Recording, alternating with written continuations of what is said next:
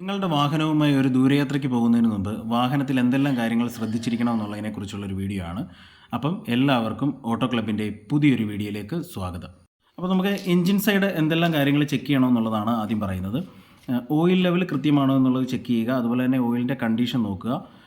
Oil മറ്റ് ലീക്കുകളോ കാര്യങ്ങളോ ഒന്നും ഇല്ല എന്നുള്ളത് ഉറപ്പ് വരുത്തുക. റേഡിയേറ്റർ കൂളൻ്റ് ലെവൽ കറക്റ്റ് ആണോ എന്ന് ചെക്ക് ചെയ്യുക. അതുപോലെ തന്നെ കൂളൻറ്റിൻ്റെ കണ്ടീഷൻ ചെക്ക് ചെയ്യുക. ലീക്കുകളൊന്നും ഇല്ല എന്ന് അതും ഉറപ്പ് വരുത്തേണ്ടതാണ്. മൂന്നാമതായി ഗിയർ ഓയിലിൻ്റെ കണ്ടീഷൻ എന്താണെന്നുള്ളത് ചെക്ക് ചെയ്യുക. അതുപോലെ തന്നെ അതിൻ്റെ ലെവലും കറക്റ്റ് ചെയ്യുക. നാലാമത് പറയാനുള്ളത് എയർ ഫിൽറ്ററിൻ്റെ കണ്ടീഷൻ മോശമാണെന്നുണ്ടെങ്കിൽ റീപ്ലേസ് ചെയ്യുക. സ്പാർക്ക് പ്ലഗുകളും കൂടെ ചെക്ക് ചെയ്യുക.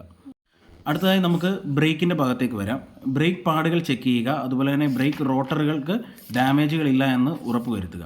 റിയർ വീലുകളിലെ ബ്രേക്ക് ഷൂ ചെക്ക് ചെയ്യുക. സിലിണ്ടറുകൾക്ക് മറ്റ് ഡാമേജുകളില്ല എന്ന് ഉറപ്പ് വരുത്തേണ്ടതുമാണ്. ഫ്യൂവൽ ഹോസുകൾക്ക് ഡാമേജുകളൊന്നും ഇല്ല എന്ന് ഉറപ്പുവരുത്തുക. കമ്പനി പറഞ്ഞിരിക്കുന്നത് പ്രകാരമുള്ള എയർ പ്രഷർ ടയറിൽ ഫില്ല് ചെയ്യുക.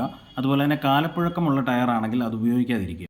വാഹനത്തിൻ്റെ ടയറുകളുടെ സുരക്ഷയ്ക്കും അതുപോലെ തന്നെ വാഹനത്തിൻ്റെ അലൈൻമെൻറ്റ് കൃത്യമാകുന്നതിനും സസ്പെൻഷൻ്റെ ഭാഗത്ത് ഡാമേജുകൾ എന്തെങ്കിലും ഉണ്ടോ എന്നുള്ളത് ചെക്ക് ചെയ്യുക. ബുഷുകളും അതുപോലെ തന്നെ ലോവർ ആം, അപ്പർ ആം ഇങ്ങനെയുള്ള കാര്യങ്ങൾക്ക് എന്തെങ്കിലും ഡാമേജ് ഉണ്ടോ എന്നുള്ളത് ചെക്ക് ചെയ്യേണ്ടതാണ്.